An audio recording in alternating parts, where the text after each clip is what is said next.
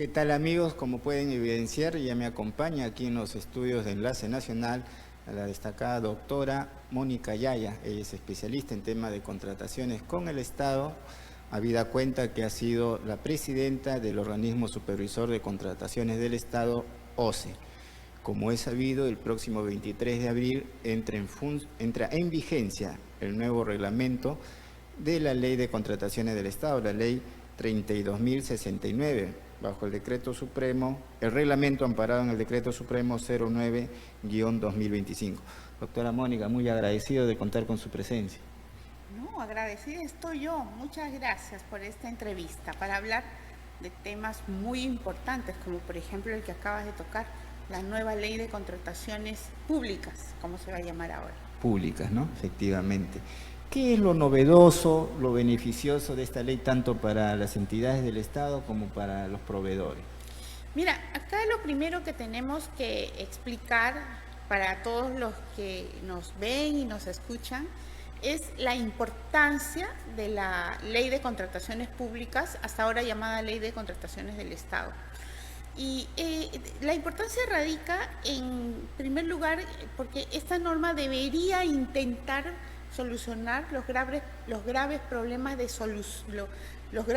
problemas de corrupción que hay en el Estado, en las licitaciones públicas y en los concursos públicos fundamentalmente.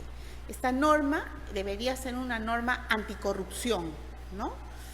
Porque tengamos en cuenta que la corrupción es el segundo problema cuya solución más interesa a los ciudadanos peruanos.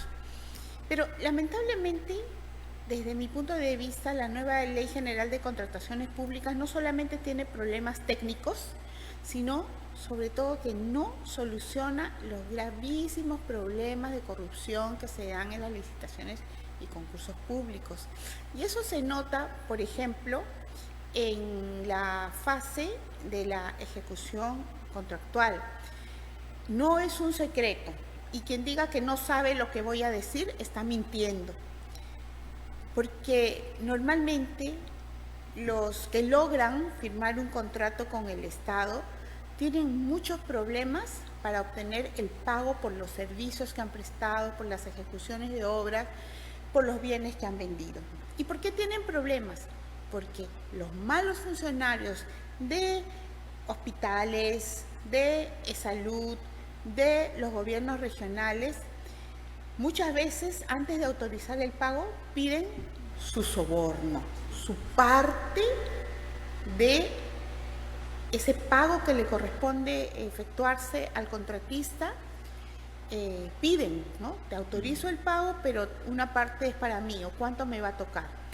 Y como muchos contratistas se niegan a efectuar ese pago porque seguramente puede ser porque no quieran solventar la corrupción, o simplemente ya durante toda la ejecución del contrato, incluso para el otorgamiento de la Bona Pro, los han perjudicado los malos funcionarios pidiéndoles coimas.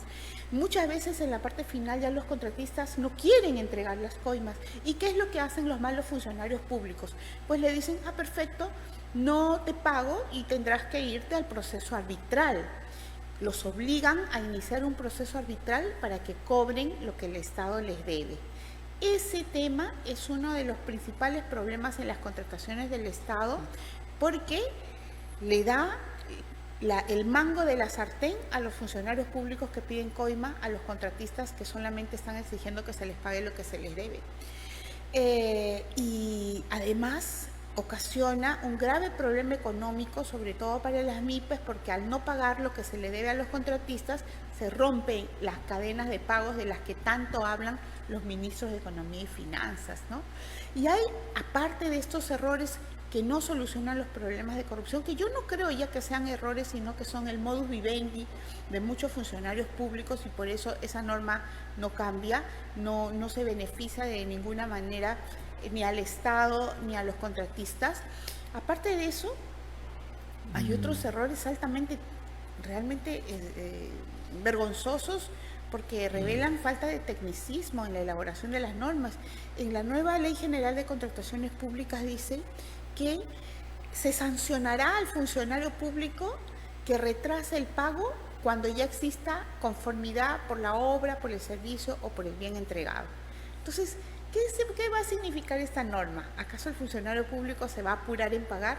No, simplemente demorará en entregar la conformidad por el servicio, por el bien y por la obra entregada, porque la norma dice que se va a sancionar al funcionario público que demore el pago cuando ya se haya entregado la conformidad.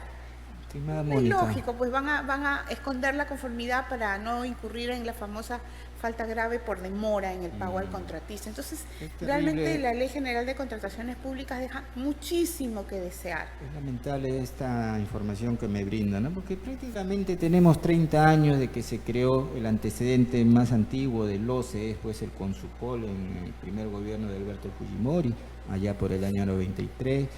Después se le llamó Consucode en el año 98. Finalmente es, creo, en el 2012, el gobierno de Ollanta Humala, que crea el OCE, ¿no? Y todas estas modificatorias... El gobierno aprista fue, el OCE. O sea, pasó de ser Consucode a ser OCE, Organismo Supervisor de Contrataciones del Estado, aproximadamente en el año 2007. 2007, ¿no? Yo voy, y su mismo nombre, ¿no? Supervisor de las contrataciones del Estado. Todos los años sale el Contralor y nos dice que anualmente se pierde por corrupción en licitaciones 50.000 millones de soles. Entonces uno se pregunta, ¿y qué hace la Contraloría? Todas las entidades públicas tienen un OSI, un órgano de control institucional, tenemos procuradurías anticorrupción, fiscalía anticorrupción, el OSI, pero todos los años roban al Estado. Entonces, efectivamente, lamentablemente la Contraloría General de la República tiene mucho de responsabilidad en esto, porque inicia investigaciones cuando el escándalo estalla, cuando la prensa revela alguna situación ilegal, recién Contraloría inicia las investigaciones correspondientes, pero ni siquiera las termina. ¿Recordarás tú el caso del hermano del ex premier Aníbal Torres, que en tiempo de pandemia alquiló por 14 millones de soles un almacén al Estado, siendo su hermano, Aníbal Torres, ministro?